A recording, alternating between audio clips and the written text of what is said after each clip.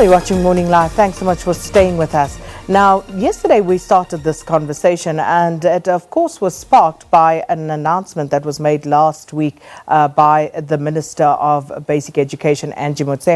Now, educators from across the globe will this week, in fact, celebrate Annual Teachers' Day, and makes all of these discussions all the more apt. Now, it comes amid here in South Africa this huge debate after Minister Motshekga's announcement that grade 9 will become a second exit point for schooling in South Africa. And the department has moved quickly, though, to allay fears, saying that this does not mean that learners would now leave schooling completely after leaving grade 9. Instead, this move is aimed at sending more young people to technical education institutions, so a different stream of education, as it were. And some people say that the new system will produce more unskilled and ill-equipped generation of people, while others say that this might actually lower the unacceptably high dropout rate. And joining us now is Xolani Fakude, who is the Secretariat Officer of the South African Democratic Teachers Union, SADTU, as well as Allan Thompson, the President of the National Teachers Union, NATU. And they're here to give us their perspectives on this particular matter and some other issues that we'll also get into. Gentlemen, thanks so much for coming through. Thank you. Thank you so much. Let's start with SADTU, biggest teacher union in the country. What are your thoughts? Because this is, of course, something that's going to be very integral to teachers and, of course, what we teach, how we teach, all of those good old pedagogical issues as well. So what is your view on this? Absolutely. First, let me greet you, let me greet the viewers as well, and my colleague over here, Mr. Thompson. Well, SADTU is not fundamentally opposed to it. We don't think that it would be a regression. In actual fact, we think that it could give us an opportunity as a country to really view or rethink as to how we view education. We see it as a way to assist us to respond possibly to what our economy needs, skills. So a skills-based economy, that is how we see it. And what we are saying is that fundamentally is that it should not necessarily be seen, a general education certificate should not necessarily be seen as an exit, but more so should be seen as a pathway towards further education and training and other opportunities as well for learners. So we think that it offers us a great opportunity as well as a country. But now also what we are saying is that the conversation needs to be broadened. Obviously, when you speak of a GSC, it means that then there will be an impact on the kind of assessment tools, the kind of assessment policies, therefore, that you use, which therefore means that it has got an implication in terms of how conditions of service for educators, therefore, would be affected. But fundamentally, SADTU is not against it. In fact, we are saying that we want to be an integral part of the conceptualization process of it, including as to how the assessment tools are therefore going to be aligned to it. So we're not necessarily fundamentally opposed to it. And we'll drill down into that a little bit more shortly. Allan Thompson, as NATU, your view on this particular matter? Well, I just want to make an indication that NATU was properly consulted by the Minister of Basic Education, Angie. And in several meetings, we raised specific concerns that we are having. Remember, we have a strong experience now as the country when it comes to the curriculum change or policy shift, because we regard this as a direct policy shift. In as far as we are concerned, what has been the problem in the past is that the country will simply rush into implementation, and only to find that in the process there are so many teachers that will decide to pull out from the system because of the high level of frustration. So the only fear right now that we are having is that the minister is likely to commit the very same mistake of rushing into implementation without putting all systems in place. Just to avoid, remember, we were in somewhere in NATU 550 as a curriculum. We switched to the revised national curriculum statement. We moved to NCS. We moved to CAPS in totality right now, and we are moving now to a new shift, which means that we are introducing some vocational studies together with the technical studies at the level of grade 10. Now, we have so many questions that we are still expecting the Department of Education to assist us with. That is why out there, when the information was communicated, most of the people misconstrued the information because of the gaps, because of little consultation that was done in terms of trying to put parents on board so that they have a buy-in and a clear understanding of what is happening. Right now, National Teachers Union is not happy with our current system. Particularly, you will remember that most of the students, they rush for grade 12 and they get a bachelor's, some they will just get a mere certificate. And they are expected to go and register in the FET college or a TVET college. If you go to the TVET college with grade 12, it means that you are going back to grade 10. Because N1 that is being offered by our TVET colleges right now, it's equivalent to grade 10. You do the N2, then you're in grade 11. You do N3, you're in grade 12, which means learners, they spend almost 15 years of their important years, of their quality time, doing one and the same thing, which does not assist them to improve their careers. So we've been worried about that to say, why is the department not doing anything? Because if the economy is drowning as it is right now, it shows that the education is not responding direct to the needs of the economy. So that is why we support that. To quote the minister, this is aimed exactly at what you've just mentioned, trying to respond to a changing world. Yes. To quote the minister directly, the department is working on a new curriculum that will, and I quote, develop skills and competencies for a changing world. So all of this is in an effort to address what is happening. But let's talk about the question of new subjects and also curriculum change, because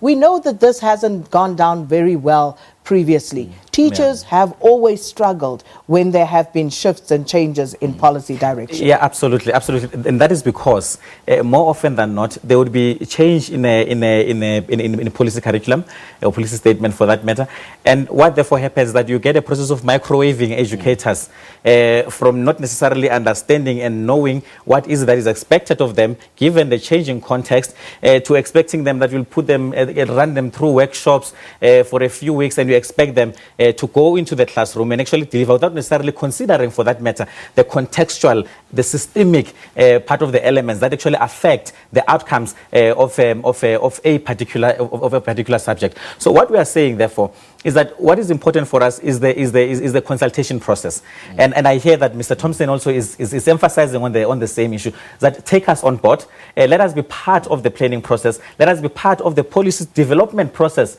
by the way, so that we can have that particular buy-in from educators, from the support personnel, and so that we can understand fully what is it that is expected of us. But then importantly also that there must be then a greater intervention, greater investments in terms of how you then prepare educators for that particular new kind of a curriculum approach, and that would be on the basis of how you would have engaged them through their organized labor representatives and through other platforms. So, Mr. Thompson, in that regard, for example, now we will have history as a compulsory subject, and it will be phased in. So it will be compulsory from grades 4 up until grades 12, but it will be phased in starting at grade 10, 11, 12, and I suppose the nitty-gritties around that will be figured out. But already the changes are imminent. Are your members ready? No. Members of NATU? No. Well, members are not ready. In fact, it's one of the issues that we've raised with the department, that we need an audit first. An audit to say how many teachers do we have right now that will be able to offer vocational studies, if I can put it like that, that will be able to offer the technical subjects. We need a clarity to say, where is this going to happen? Is it going to happen in the existing schools? Do we have capacity though? As much as we support the policy shift, but do we really have capacity? Our fear is that we will have a serious problem of the unavailability, not shortage, the unavailability of teachers who will be able to provide some of the expected subjects in the new shift of the policy. So say that in simple English. What do you mean by that?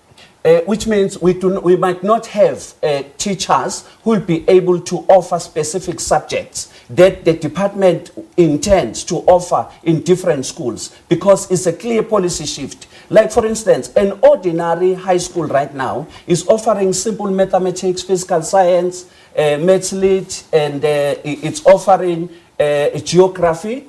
And the new curriculum is expected to offer the technical mathematics, which means there is a training that must be done, particularly to those teachers who will be offering that kind of a curriculum. If we talk about vocational, which means there is a lot of woodwork that will be done, we need people who will come on board and teach our students how to be the plumbers. And for us to be able to do that effectively, we need to get well-trained teachers who will have capacity. Hence, we said there is a need for the audit to be done in the system to say how many of these people do we have in our own system right now. And the issue of access again. How many do we have? How We many do you have don't as know NATU? right now. Just if you were to venture a guess right now, you know your members, you know what their qualifications are. Looking at the situation right now, if the department is talking about introducing subjects like aviation studies, maritime studies, coding, all of these things. But then you see what is very important for us. I actually like what Mr. Thompson is saying, is that one of our main resolutions coming from our Congress right now was that there needs to be a very, very thorough audit. I mean, it goes beyond that. Even in terms of African indigenous languages, we've always been speaking about the competence. We want to change and make sure that African indigenous languages can be academic languages, languages of science, and then a medium of instruction. And what he's saying is very important, that there needs to be a thorough audit. We need to fully understand ourselves that the kind of an economy, the kind of an education system that we envisage, does it actual fact have the necessary capacity that we're talking about? But then now it means that there must then be an integrated approach. For instance, when you speak of the skills of educators, surely the Department of Higher Education and Training comes into the picture, because then what are we producing in terms of the newer teachers who are coming into the system? What kind of competencies are they having? Is the Department of Higher Education and Training actually driving us towards that particular direction? So it calls for an integrated approach. It calls from a systemic and a holistic way in terms of how we look at it. So we fully agree as well that there needs to be a very, very full audit and a very extensive audit in actual fact to understand what is there, what are the gaps that are remaining, so that we can then be able to achieve those kind of policy statements. What are your views around focus schools? Because this is something that the department is also thinking about. This could be one of the things that will be implemented. In fact, it seems like it will, where you will have focus schools. And I think there are a few of those already in existence when I think about it. Yes. What is your take on those, and what are your members' views on those? Well, I mean, we cannot be fundamentally opposed to those again. I mean, we are saying that when you look at the NDP, the National Development Plan, how we view our country by 2030, those are some of the skills that we require. And we are saying that if it means that we must somehow shift a little bit in terms of how we view the basic education system, such that it can respond to the skills needs of the economy, then so be it. What is important for us is that let there always be consistent engagement between our employer, between ourselves as employees, and of course between the parents as well, the learners as well. But they would not be fundamentally opposed to any intervention that would seek to actually improve from where we are right now. But we have seen also again in the past where union members have been resistant to some of the offerings that have been brought about by the Department of Education around, if one thinks back to the OB era, and teachers had to then again be reskilled. There was a lot of inset training happening at the time, and there was quite a bit of resistance from teachers, from unions against that. So if you think about that and the intensity to which it will happen, given these changes that are mooted by the department, will you be on board? Will you encourage your teachers to actually participate here? Because I hear you talking about audits and thorough audits, but as unions, you in the past have been obstacles to actually gauging your members' competencies at certain points. Yeah, the difficulty at that time, Sakina, if I may come in, was the lack of cooperation from the side of the Department of Basic Education, of which up to so far the current minister, she's mastering a consultation. She's mastering the concept of putting us on board. Right now, it's not the Department of Basic Education only that is expected to train teachers. Ourselves, as the National Teachers Union, we have established what we call a NATU Teacher Development Institute. We've hired a professor who's running that. So it means we are directly responsible for the empowerment of our own members. Hence, when we talk about the audit, it's because our systems also are ready to assist those who will need to be reskilled, because some of the teachers at the academic stream will have to be retrained, because some will be excess educators, because they might not be required by the curriculum. And so what happens in that instance? Because, and I'm glad you raised that, because that is likely to happen. Yes. People may fall by the wayside because they would simply not be able to, or the system might not require what it is that they have to offer. What happens in that instance? And then, but then that is precisely the reason why, in actual fact, we are calling for the retraining and the reskilling of. In actual fact, SADTU even takes it a step further. We are saying that we even want to contextualize it within the context of the fourth industrial revolution and the kind of a new education space that is expected of us. We are even calling on the sitters to say that they must come on board to assist with this, because the reskilling and the retraining and the repositioning of educators such that they become fit for purpose, such that they can then respond to the new realities that are being brought by our developmental needs. That is what is required. But then importantly, as always, and I also want to refer very quickly to one of your questions, that unions have sometimes become obstacles. Well, we don't necessarily become obstacles, but what we're obsessed with is the fact that we must be consulted as organized labor, and that is perhaps where we might have missed it a bit in the previous dispensations. So right now for us, that engage us as organized labor, engage us as educators, and we're more than willing to be part of the solution. We're not necessarily the problem, we're actually part of the solution. That is how we see ourselves, organized labor. And have you been thinking about talking amongst yourself and perhaps your members about how this grade 9 exit may affect some of your members, and whether some of them would be willing to go to wherever those vocational streams may lead? Well, that is precisely why we're saying that the conversation needs to move beyond just a policy pronouncement by the minister to a stage whereby we can be fully engaged through platforms such as the Education Labour Relations Council, for instance, because we're aware that any policy change has got a direct impact on the kind of work conditions that we'll be exposed to. So we're saying that let us then take it to the relevant sector bargaining councils and see how they affect our conditions. Let us then have an extensive conversation on that, and let us see how we move forward as a country.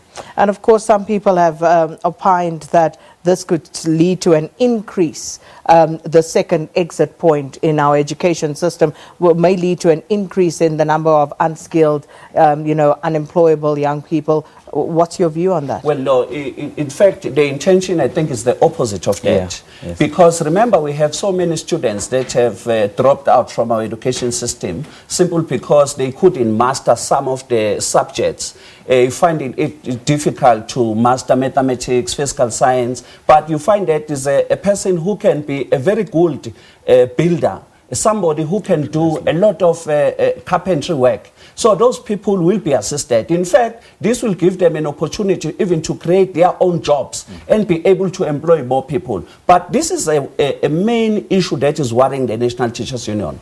We are shifting now from being academics in our schools to taking a direction of doing the practical work. Now, the fear that you are having is that vocational studies, technical studies are far more expensive compared to the studies that you are currently offering, because you need more equipment. Right now, our schools are running short of laboratories. For you to show a child a plan cell, you'll have to go to the chalkboard and draw a plan cell or open a book and show them that. But this kind of a curriculum that is to be introduced by the department, it requires each and every institution to have a viable laboratory. It requires institutions to have things that learners will have to touch with their hands, because there is a lot of practical work. That will mean government will have to double, if not triple, the budget of education for us to be able to switch in a way that is going to be more effective. Because if you say you want to train plumbers, then which means you must go and buy pipes. that are going to be turned. You need somebody It means you who's need going a to be an teacher who instructor. knows how to teach and be able to operate in that laboratory and be able to, actually instruct learners in terms of Yes. what those Absolutely. competencies And that are. is where all the stakeholders must come into the picture. And that Yes. is why we are saying that as much as we introduce a new policy directive, but then let also our school infrastructure respond to it. Don't let one issue be lagging behind the other. So as much as you want us to go there and focus perhaps on a general education certificate, but then equip the schools as well. Let there be a prioritization of school infrastructure. We're still speaking of pit toilets. In this country. Now, that is also what would be a fear then. Would the schools then be ready, for instance, for that kind of an expectation? So in a sense, we're not fundamentally opposed, but then let the system be ready for it. Maybe Well- finally, Sakina, there is a tripartite kind of a meeting that we must have. We need business to come on board. We need higher education to come on board. We need the Department of Basic Education to meet these stakeholders, because it's not going to assist us to keep on producing and supplying people that are irrelevant to the economy, people that are irrelevant to the business sector. Hence, we need them to come on board. You also. hit the nail on the head there, because, last week in Switzerland, that is what came through very clearly. But gentlemen, we have to leave it there. Thank you so much for your And time thank you this so much. morning. Thank you very much. Xolani Fakude, Secretariat Officer at SADTU, as well as Allan Thompson, the President of NATU, speaking to us about some of the changes that are about to be implemented in our education system.